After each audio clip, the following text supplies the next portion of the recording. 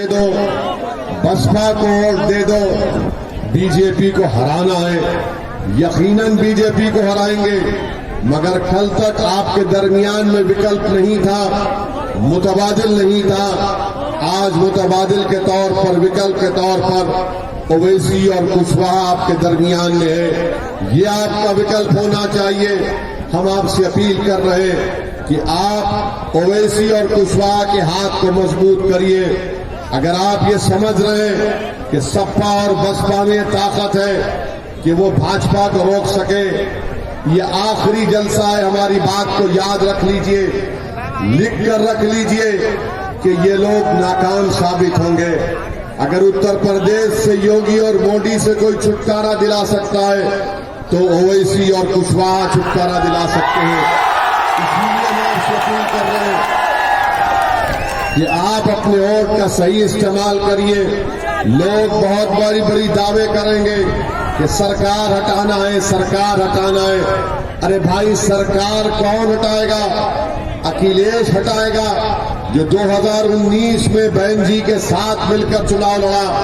तब भी बीजेपी के 65 के करीब सांसद कामयाब हो गए। क्या बसपा और सपा हराएंगे? जब 5 साल पहले अखिलेश और राहुल गांधी मिले तब भी बीजेपी जीत गई।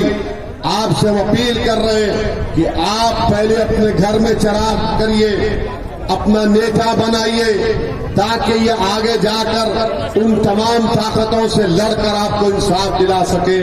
मगर आपके दिलो दिमाग में समाजवादी के लोग ये बात दे रहे हैं कि ये आपको सरकार को हटाना है। अरे याद रखिए, समाजवादी में इतनी ताकत नहीं है, इतनी काबिलियत नहीं है, इतनी बहादुरी नहीं है कि वो योगी और नरेंद्र मोदी की आंख में आंख डालकर आपकी तकालीफ को बयान कर सके। मेरे अजीज दोस्तों और बुजुर्गों, आप जानते हैं कि बलरियागंज में आप तमाम ने मिलकर CAA-NPR के खिलाफ एहतजाज किया था ना? आपने, आप सबने प्रदर्शन किया था CAA-NPR NRC के खिलाफ। 19 लोग गिरफ्तार भी हुए, जेल को गए। और हम आपको बता रहे हैं कि जब पार्लियामेंट में यही कानून नरेंद्र मोदी की सरकार ने लाया तो हमने भारत के संविधान का हवाला देते हुए कहा कि जो कानून मजहब की बुनियाद पर बनाया जाता है वो अंबेडकर के बनाए हुए संविधान के खिलाफ है। जो कानून मजहब की बुनियाद पर भारत की शहरियत को देता है वो संविधान के फंडामेंटल राइट के खिलाफ है। और सारी दुनिया ने देखा कि असदुद्दीन ओवैसी ने नरेंद्र मोदी के 300 MP के सामने नरेंद्र मोदी और अमित शाह की आंखों में आंखें डालकर हमने उस कानून को फाड़ कर बता दिया कि कानून संविधान के खिलाफ है। मेरे अजीज दोस्तों और बुजुर्गों, क्या समाजवादी और बसपा में इतनी हिम्मत थी कि वो पूरी पार्लियामेंट में इस कानून की कॉपी को फाड़ सके? नहीं फाड़ सके। और दावा करते हैं बड़ी बड़ी मोहब्बत का समाजवादी पार्टी के लोग। यही समाजवादी पार्टी का मुख्यमंत्री था अखिलेश। जब मुजफ्फरनगर का कांड हुआ, 50,000 लोग अपने घरों से बेघर हो गए, कैंप में जिंदगी गुजार रहे थे।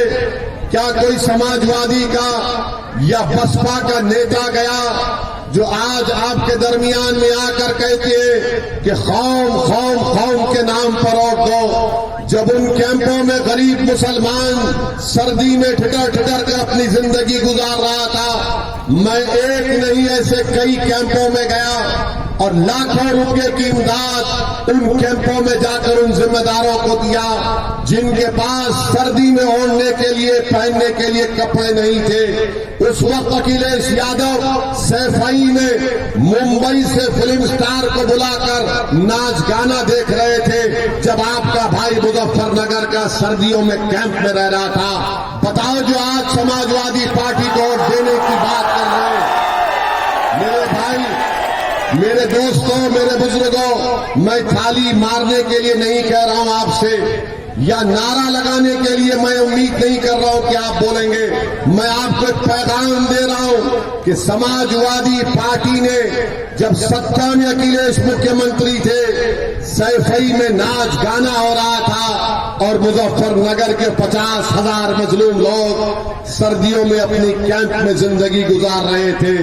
कहां थे अखिलेश यादव और कहां थे विधानसभाओं में लोग आकर जो कह रहे सरकार बदलना है, मुसलमानों एक हो जाओ, खौम की बात करने वालों, क्या तुम्हारा जमीर मर चुका है? क्या तुमको याद नहीं आई जब तकलीफ उन बच्चियों की जो तुम्हारी बेटियां भी हो सकती थी, जिनका बलात्कार किया गया, इबादत गाहों को आज भी वीरान करके रख दिया गया, जिन घरों में बच्चों के खेलने कूदने की आवाजें आती थी, आज वो घर आज भी वीरान पड़े हुए।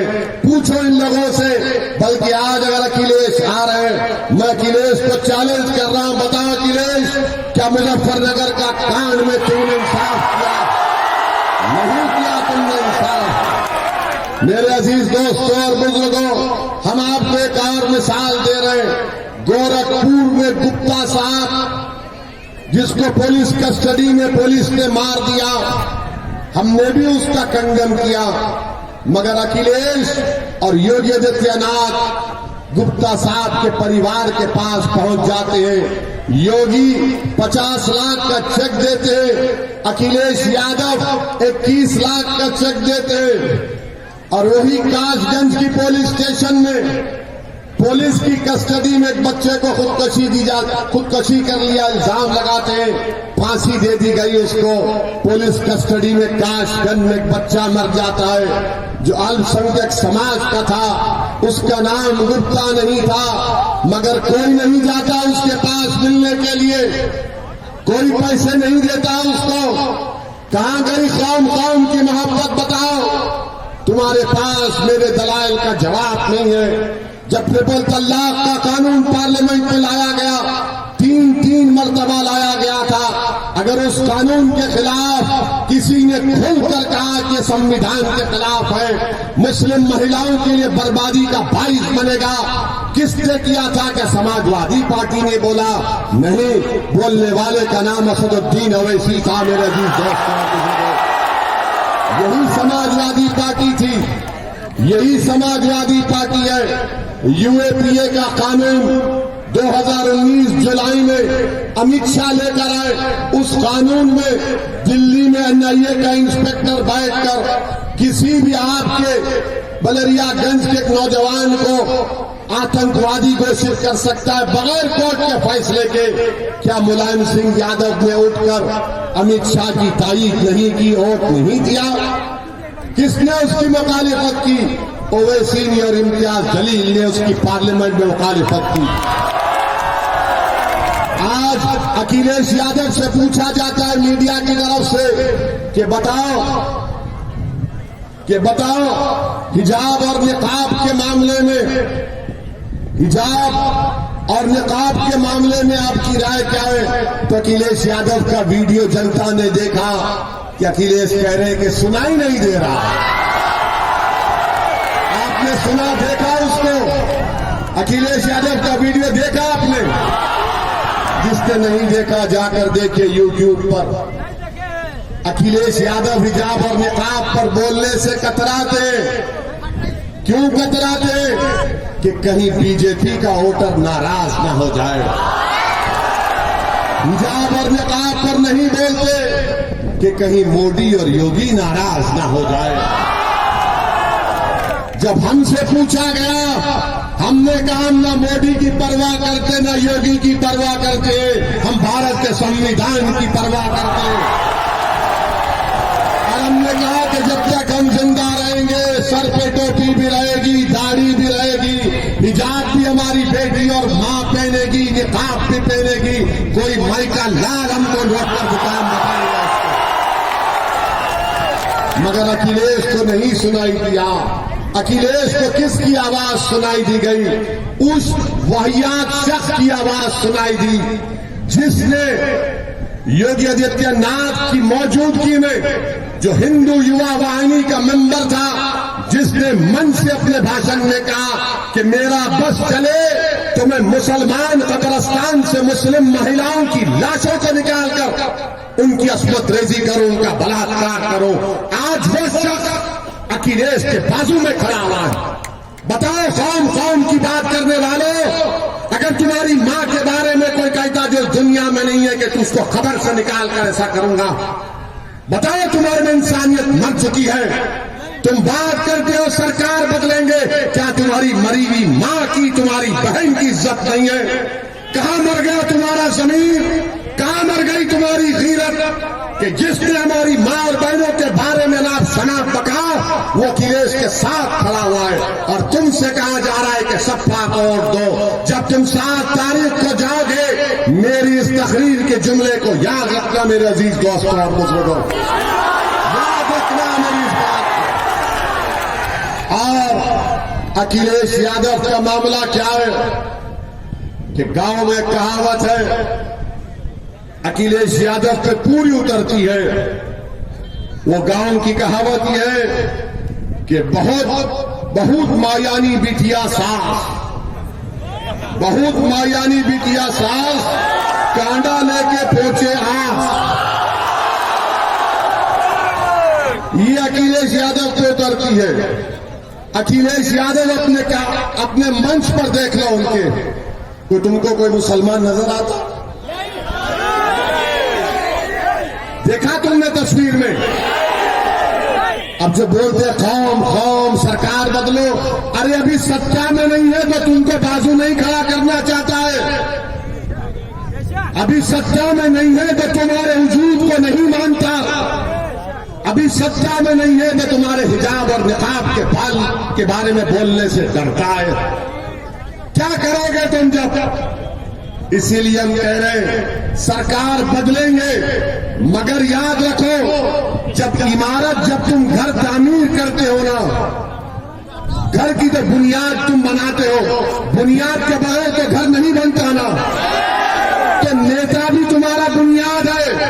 जब तुम्हारी बुनियाद मजबूत होगी तो तुम्हारा घर भी मजबूत रहेगा।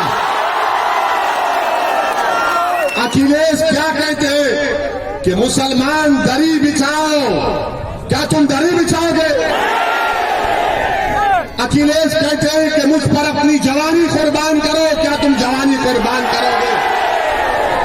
असदुद्दीन ओवैसी आपसे कह रहा है कि आपकी जवानी मुझ पर कुर्बान मत करो। मेरी जिंदगी पर 2 बार हमले हो चुके, मुझ पर हमला क्यों किया जा रहा है? क्योंकि मेरी जिंदगी का मकसद एक ही है कि जब तक अल्लाह मुझे जिंदा रखेगा, मैं गरीब मजलूम और कमजोरों की लड़ाई लड़ूंगा। और अगर मेरी मौत आएगी तो इंशाअल्लाह इन गरीब मजलूमों को फायदा होगा। ये मेरी जिंदगी का मकसद है। मेरे अजीज दोस्तों और बुजुर्गों, आपसे हम अपील कर रहे हैं कि मुत्तहिदा अपने वोट का इस्तेमाल करिए। कोई लोग बोलेंगे कि ओवैसी तुम उत्तर प्रदेश को आकर ज्ञान बांट रहे हो, बताओ तुमने हैदराबाद में क्या किया? मुलायम सिंह यादव आजमगढ़ के सांसद थे, अब अखिलेश यादव हैं।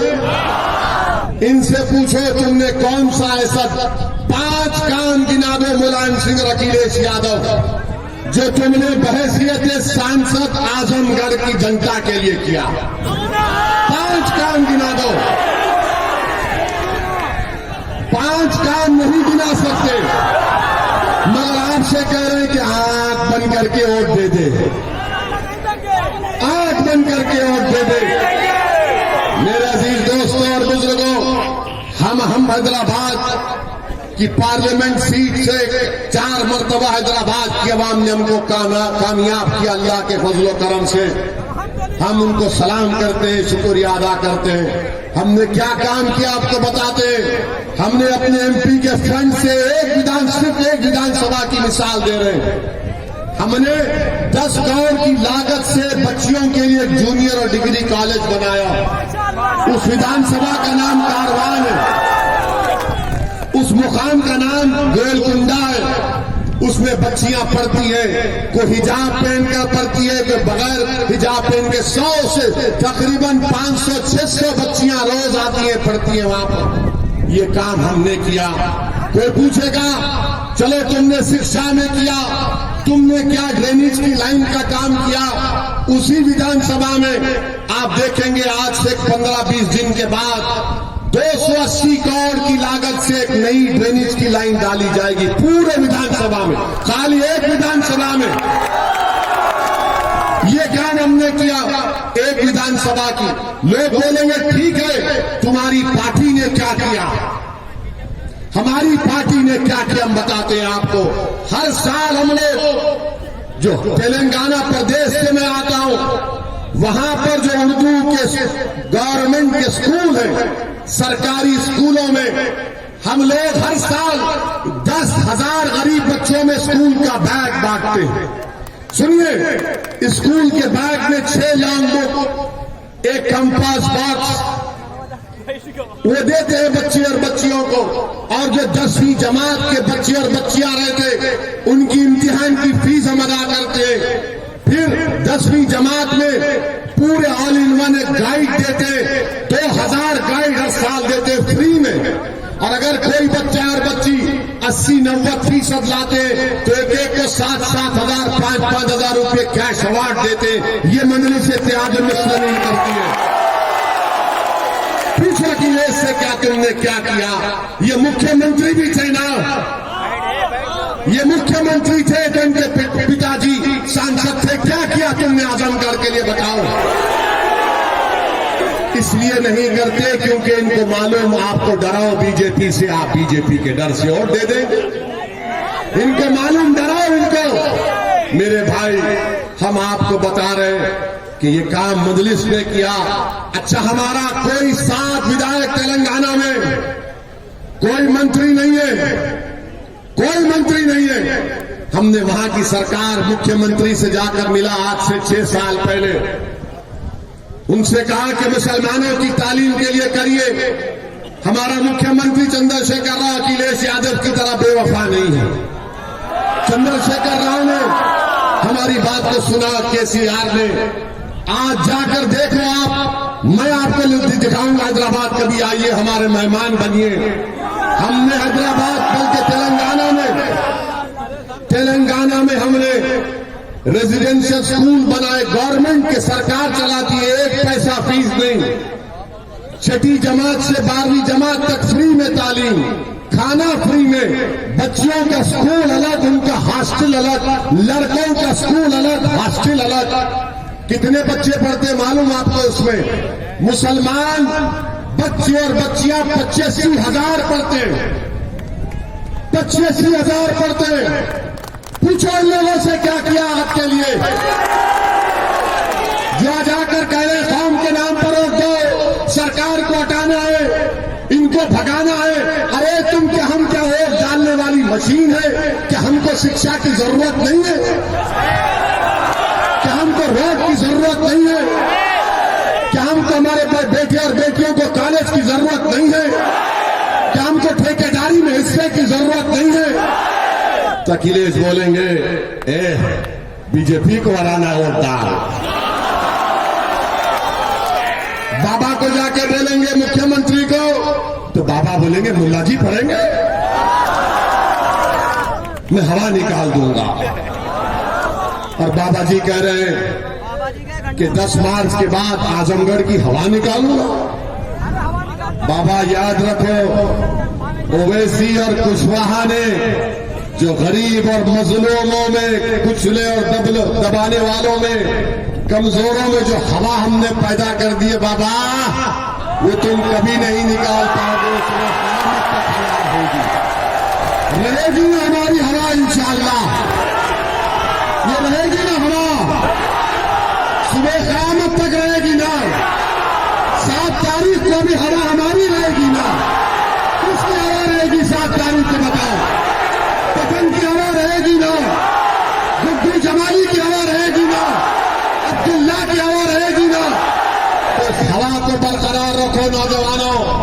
अब इस पर भी अखिलेश के लोग बोलेंगे ये ओवैसी के भाषण को को सुनकर नौजवान जज्बाती हो जाता है। मैं इन जज्बाती नौजवानों के माँ बाप को, बुजुर्गों को, उनके सरपरस्तों को सलाम करता हूं और दुआ करता हूं कि अल्लाह लाखों करोड़ की तादाद में ऐसे जज्बाती नौजवानों को पैदा कर दे, मुल्क को मजबूत बनाएगी। आज जज्बात की जरूरत है, आज जज्बात की जरूरत है, डरने की जरूरत नहीं है। हिकमत का तकाजा यह है, हिकमत का तकाजा यह है कि तुम बेबाक और बेखौफ होकर मतदान में अपना वोट डालो। आज बीजेपी हर महाज पर नाकाम साबित हो चुकी है। नौकरी नहीं दी बीजेपी ने। बीजेपी ने नौजवानों को कहा कि 70 लाख नौकरी दी जाएगी। कितने नौजवानों को दिया? बीजेपी झूठ कहती है। और फिर मेरे अजीज दोस्तों और बुजुर्गों, देश के प्रधानमंत्री तो अब अहंकार का शिकार हो चुके हैं। नरेंद्र मोदी कह रहे हैं कि उत्तर प्रदेश का गरीब हमको वोट इसलिए देगा क्योंकि वो कह रहा है कि वो मोदी का नमक खाया।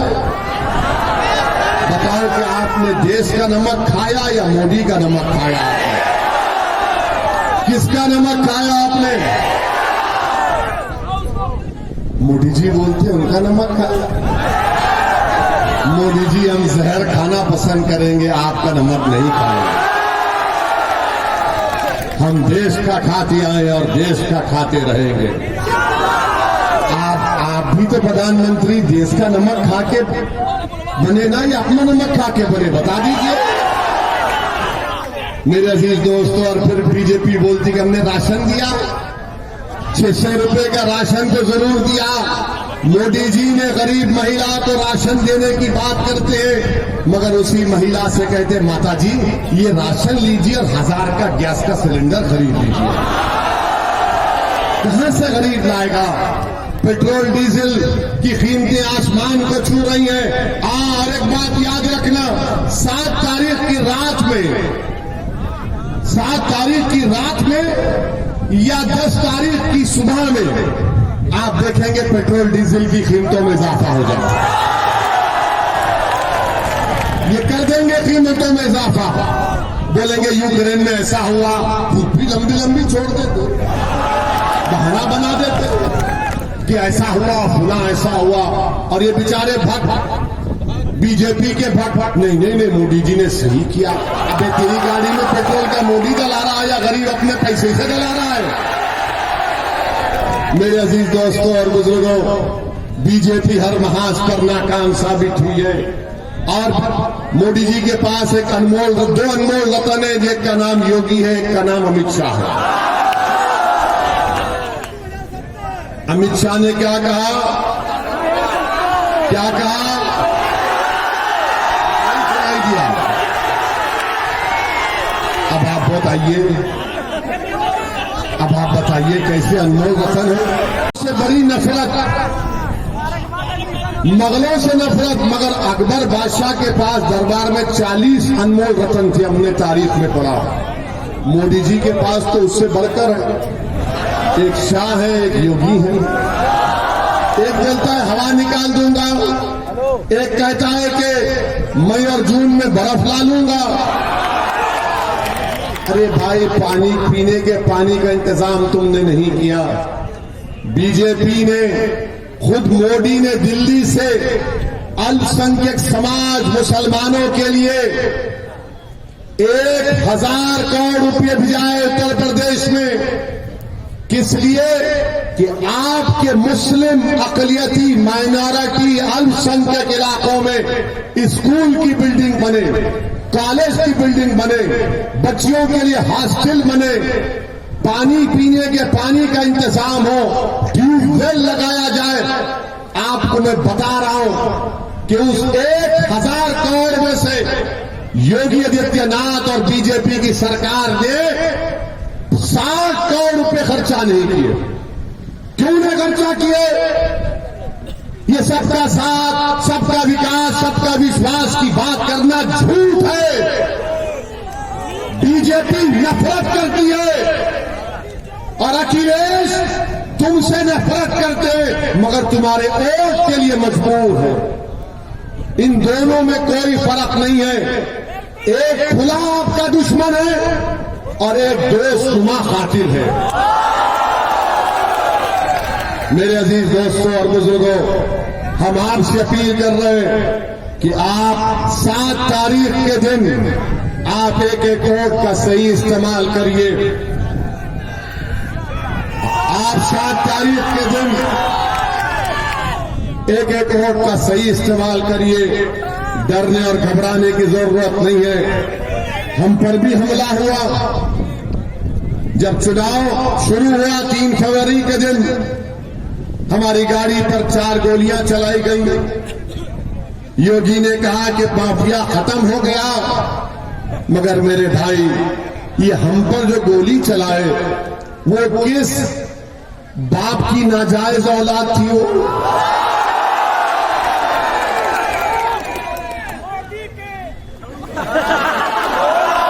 तो हम नहीं कह रहे, आप समझ गए। मगर वो कहां के क्रिमिनल थे? गोली चला दी हम पर। मगर मेरे भाई लोग बोलते ओवैसी किसी मजहब के खिलाफ है। जब किसी पर गोलियां चलाई गई तो हमने पार्लियामेंट में किसी समाज के बारे में बोला? किसी के बारे में बोला हमने ये पूछा कि इनको कट्टरपंथी कौन बनाया? कौन इनके हाथ में बंदूक को थाम दिया? कौन इनके दिलों से संविधान की इज्जत को खत्म कर दिया? ये कौन है वो लोग जो बैलेट पर नहीं गोली पर भरोसा रखते हैं? और हम आपको बता रहे हैं कि उस वक्त से आज तक हम पर बहुत दबाव पड़ा। हमारे घर वाले, हमारे दोस्त, हमारे खानदान के लोगों ने कहा कि तुम्हारी जान को खतरा है। हमने कहा कि जान अगर है तो अल्लाह हिफाजत करेगा, और जिस दिन अल्लाह फैसला कर लेगा जाना हम चले जाएंगे। मगर हम उन जालिमों को, उन बुज़दिलों को पैगाम दे रहे हैं कि तुम 4 गोलियां चलाए, आइंदा 40 चलाओ, 1 लाख चलाओ। अगर अल्लाह बचाना चाहेगा तो अल्लाह बचाएगा हमको परवाह नहीं है हमारी जिंदगी की। अल्लाह हमारे लिए काफी है। हम यहां तक पहुंच चुके हैं, जिंदगी का सफर यहां तक आ चुका है। ये अल्लाह का करम है। अब हम पीछे नहीं मुड़ेंगे, पीठ नहीं दिखाएंगे, इनकी गोलियों के डर से पीठ नहीं दिखाएंगे। हम सीना दिखाते आए हैं, हम हमेशा सामने थे, इंशाअल्लाह सामने रहेंगे। हम किन जालिमों से कहेंगे कि तू तीर आजमा, हम जिगर आजमाएंगे इंशाअल्लाह। आपसे नेकी दुआ करते हैं कि हम यहां पर दौलत कमाने नहीं आए उत्तर प्रदेश को, ना हमारा मकसद है, बल्कि मैं यहां पर उत्तर प्रदेश के चुनाव में 200 रुपये कमा कर जा रहा हूं। वो क्या है 200 रुपये? हम जब संभल में थे तो नमाज असर पढ़ के मस्जिद से निकले। एक अपाहिज गरीब था, साइकिल पर था, उसके अपाहिज था। उसने कहा वैसे इधराओ। हम उसके पास गए, हमको 200 रुपये दिए। हमने कहा ये हमको मत दीजिए, आप रखिए अपने पास।